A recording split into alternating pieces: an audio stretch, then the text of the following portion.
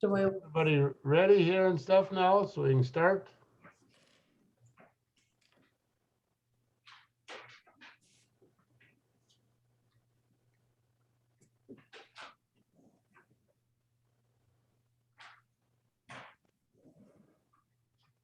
I think we're good, Russell. Okay, it is 1:06 and we're gonna start the special meeting of the Steele County Park Board. Recording in progress. On the agenda items that we have on there, which is the WTA, the Water Board appointment, the opioid stuff from Charlie, and what was the other one, Emily? The email I sent out or forwarded you from Kim regarding the Agassiz Valley Oh, yeah, Human okay. Service Zone. Valley thing, yep. Okay. Uh, And the first one on the agenda was the COVID pay, COVID okay. testing pay. What are our thoughts on that? I think we were at a standstill the last time. We had a bunch of motions up and they all failed and stuff, so we gotta start over on that. So it's open for discussion right now.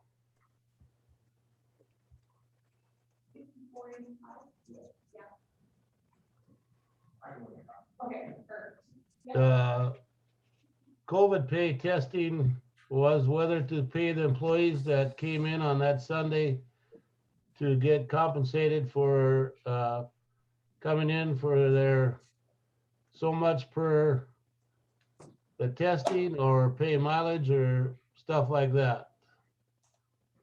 Do we have thoughts on that? This is Brandon. I personally think it's worth something. We probably need to come to agreement on what that is. So let's have a little discussion on that. Okay, I'll go back to paying mileage. I don't mind paying mileage for everybody that came in that day. okay, Brian's mileage. I think it should just be a flat fee, no mileage. That's my opinion.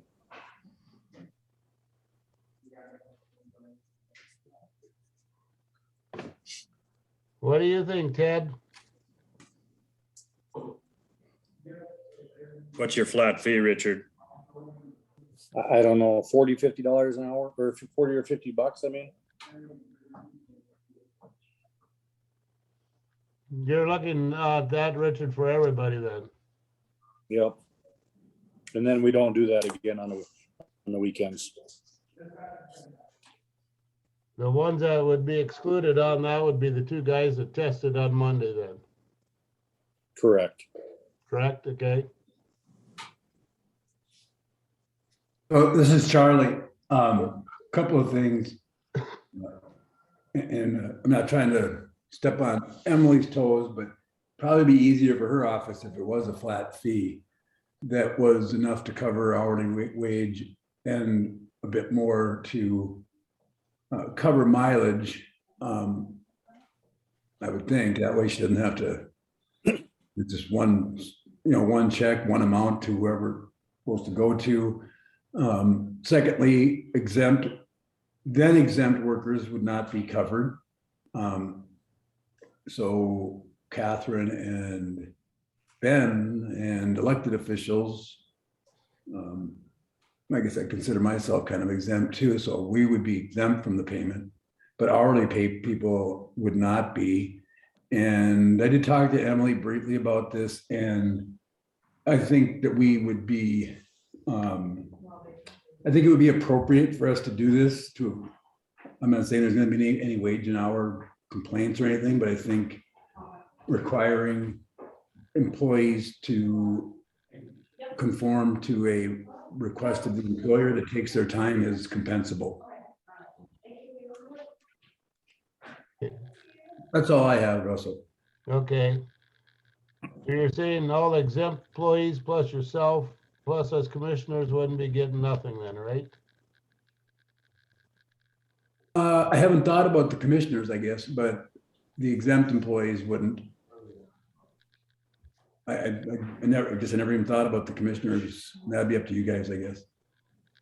And then also we had those special people that came in from public health and stuff too, that drove in from Hope and stuff, or where they were from and stuff, so they would also be included in that list then? I'm not familiar with who all was there, exactly what you're referring to, Russell. Well, they had, the day that Brian tested positive for it and he was sent home at that special meeting we had, well then, those people that were around Brian that afternoon of the commissioners meeting, they met too and stuff, so then they came in. I don't remember who was all there. Emily, you want to help us out?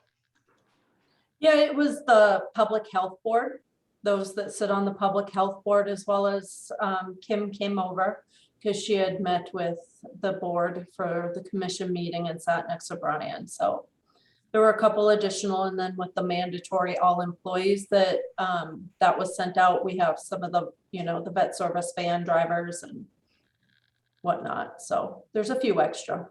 Yeah, I'd say everybody except exempt. Kim would be exempt. And like I said, elected officials, so that probably does include commissioners would probably be exempt. But hourly workers of any type and the ones that Emily just mentioned, I think would be covered.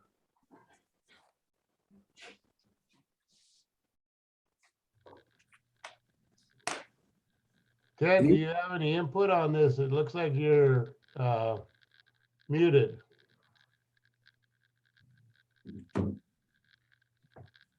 Right, Emily? Yeah, I can only request to unmute him. He's got to unmute on his end. It's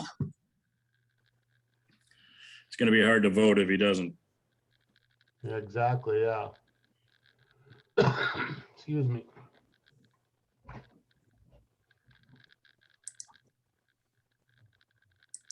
He could vote thumbs up or thumbs down if you can see him on the video and he can see it and hear us.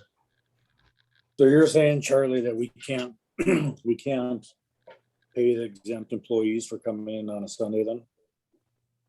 I'm saying that they're exempt from these types of things because that's what's expected of them. I'm not saying you can't. I'm just saying that.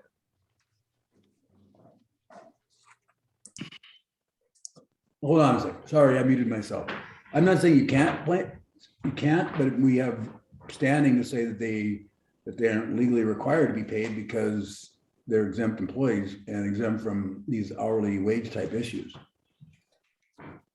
Ted, if you can hear us, Ted, if you hit *6, it should unmute you.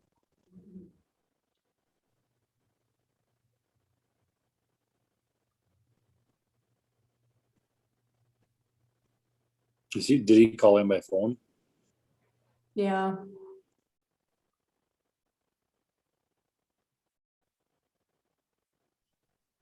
There it There- looks like. There you go. Now you can hear me. Yes, Okay, sorry.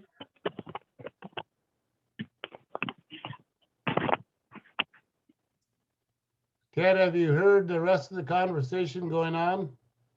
I've heard everything you've said, yes. Okay, what is your thoughts on this? We've got something from the rest of the commissioners, and what is your input on this? You know, I don't know why we have to pay, but I guess if that's a consensus of the group, I guess my feeling is I don't think we should have to pay if you come get a shot or get a checkup. I mean, what's the alternative? You can get it, and I just feel that we don't have to pay for everything every time. There's something like this is unforeseeable. I don't know. That's just my opinion. Okay.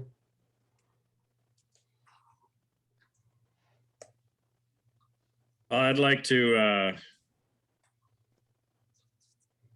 say that I've had kind of a change of heart. I mean, since I kind of was the one that caused this, and probably the Christmas spirit in me right now, but I'd like to make a motion that we pay everybody $45 one-time fee for this and call it good. And thank them for coming in too. Okay, Brian, this is for exempt and everybody? I want to say $45 for everybody that came in.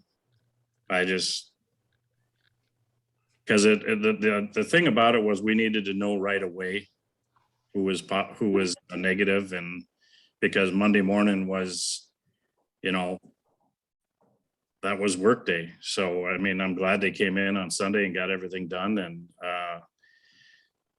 I'm glad we knew right away. This is Richard. I'll second that motion. Okay, we got a motion on the floor as to pay everybody that came in that day to test whether they're exempt or non-exempt for a fee of $45. We got a motion and a second on this. We'll do a roll call vote on this. So Brian, what is your vote? Yes. Brian, a yes. Ted? Yes, Richard? Yes. Brandon? Yes. Motion passes then. We'll pay the $45 flat fee for everybody that came in and tested that day, including the Public Health Board. Do you have a vote, Russell? What's that? What's your vote? Oh, I would vote yes too. Thank you. Okay, moving on. Unless we got more discussion on that. No other discussion on that. Let's move on to the WTA, that's the West Trail Ambulance 2022 contract. And that is going to start on January 1st of 2022. And that runs for the whole year of 2022. Correct. Has Charlie reviewed this? He has previously, yes. It's exactly word for word the same contract as the past several years we've had. Stefan just sent over the updated contract with the new year dates right after your guys' meeting. So If everything's the same as it was and Charlie approved it, I'll make a motion to approve. I'll second. We got a motion on the floor to approve the WTA contract and stuff, and first and second. They're all in favor, signify by roll call. Brian, Yes. Richard, Yes. Ted, yes, Brandon, Yes. and Russell, yes. Motion passes. Okay, now let's go on to the Steele County Water Resource Board, the board appointment and stuff. Last we discussed on this that came up was Greg Tickerson was, Oh, yeah. he yeah, was, Greg Tickerson, yeah, he was his going term off. expired. Did you talk to him, Richard? I did talk to him and he is willing to accept another term. So with that, I would make the motion to reappoint him. Okay, we got a motion on the floor to reappoint Greg Tickerson back to the Steele County Water Board. I'll second that. We got a second from Brandon on that. And we will also have roll call vote on this also. So we'll start out Brian, Yes. Richard, Yes. Ted, yes, Brandon, Yes. and Russell, yes. Motion passes. We'll go on now to the Charlie's opioid settlement statement that he was gonna look into and sign us up for. Yeah, so some of you may or may not have been on the board 2-3 years ago when this opioid litigation was initiated. There's private law firms around the country that started this litigation, and various states joined in on it through their attorney general's offices, et cetera. And at that time, we were informed as political subdivisions that we would have a chance to opt in or opt out. They would provide us with additional notice at a later date. Well, that happened about 3-4 months ago, where I received notice that that there had been a settlement reached, and that political subdivisions from North Dakota should register and then wait for additional information on settlement documents or sign-on documents. So I registered Steele County back in October or November, can't remember when it was. And one of the things that was part of that was that they requested that you agree to DocuSign, which is electronic signatures, and that you designate a person to sign for the political subdivision. And given that I was the clearinghouse for all the emails and everything else, all the other information, I signed Steele County up, and I input myself as the designated official to sign off or sign on to the settlement agreement. That settlement agreement or this opt-in agreement has to be signed, authorized by political subdivisions by January 2nd. I forwarded to you guys a webinar type slideshow that I received from the Attorney General's office of North Dakota a week or so ago, and they advised that that the Attorney General of North Dakota and the state of North Dakota had joined in, and they were promoting that all political subdivisions do so as well, because the more political subdivisions in North Dakota that do so, the more dollars to North Dakota, and ultimately potentially more or some money to the various political subdivisions that are signing on, including Steele County.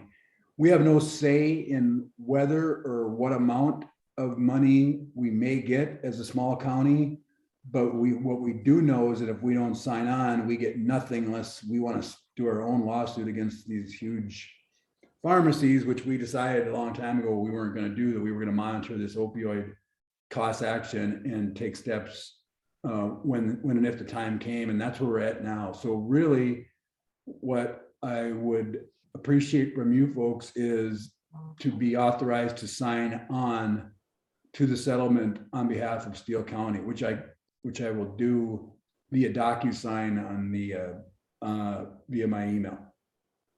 And again, the reason I just put my information in is because I knew it was DocuSign, and I knew that could be a headache forwarding and getting, doing all that stuff. So, and it was the requirement was just if a county official who's authorized to legally bind the political subdivision. So with your vote, I'm clearly legally authorized to do so. I probably would be just as a state attorney, but I'd prefer if we have an actual vote. I'll make that motion, Charlie. I'll second it. Richard made the motion, Ted seconded. All those in favor signify by roll call vote again. Brian, Yes. Richard, Yes. Ted, Yes. Brandon. Thumbs up. Okay, and I have a yes vote too. Is there anything that I have to sign, Charlie, before the first of the year, or? No, I can sign off. I can sign Trail or Steele County on now, Russell, and then I will just continue to keep the commission posted on what develops. I'm sure it's going to be several more months now before we hear much else, but maybe we'll get some money out of it. My guess it'll be a lot like the tobacco settlement, where it'll be, kind of an abatement of opioid problems and addictions and advertising and, all that kind of stuff. But there may be some funding that perhaps goes to the public health or something. We'll just wait and see, and I'll keep you guys posted. Okay, and stuff. So Emily, do I have to sign some paperwork for the WTA? Yeah, when you have a chance. You could And stop the- up or I'll swing it And the by. water board too? Or we have No. nothing to do with the water board? No, Tasha's just gonna, at their next meeting, she already, I've already talked to her and Greg also, so they'll just do the oath at their next meeting. And sign everything then? Mhm. Okay. I suppose there's this other stuff on, we cannot talk about because it's a special meeting, right, Emily? As far as that email that Kim sent about one commissioner from each county? That is on the agenda. That's the Agassiz Valley Human Service Zone Board appointments. That Oh, was the okay. addition. Oh, So okay, yeah, we are gonna talk about that hopefully. okay. That is the next topic then of discussion. Last meeting, Richard agreed to take Randy's spot because Randy was resigning at the end of the year. And Brandon was gonna take Ted's spot for the next year. So now that this comes into effect, one of you guys will have to get off or whatever, I guess. If you This is Richard. I talked to Brandon a couple days ago about this, and he said he would take the spot Oh, okay. for a commissioner. So I guess now we have to find somebody from the public to do that, and I would just recommend that we don't make that decision today. We kind of try to find somebody that's pretty knowledgeable about this, and then we could do it maybe in our January meeting. You guys want to post that in the paper or something like that? Just, I mean, I was kind of thinking about it. Kim's reached out a couple times looking for what you guys we're gonna do with that. Catherine's on the board, Brandon will be the commissioner. I know one thought was looked at could be Lori Tweet. But we could post it in the paper or on Facebook, however you guys wish to do that. But I think the sooner the better. I think they're looking to get that filled. She said she would do it. Okay. Is there any other names that come up that we should do, or should we post it in the paper like Brandon suggested?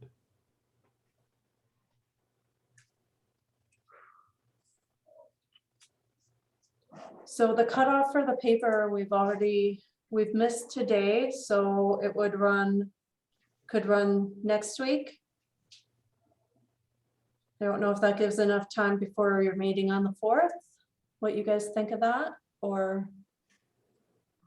I think we should put it in the paper and on our website and the Facebook page and decide that in January. I agree. Okay, That'll be okay with Kim, you think, Emily? it's gonna have to be if that's what you guys decide. Okay, well, that. We our do next what you meeting- say.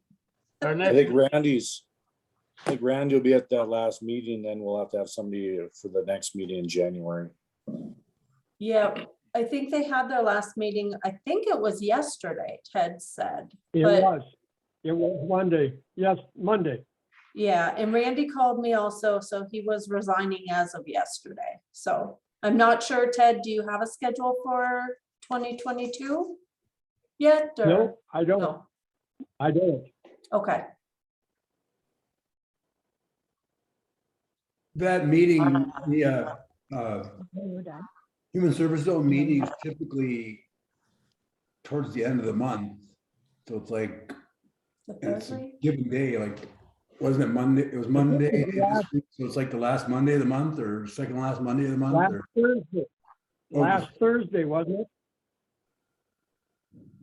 it? That could be, but I'm saying that, I believe you're correct. They're usually end of the month.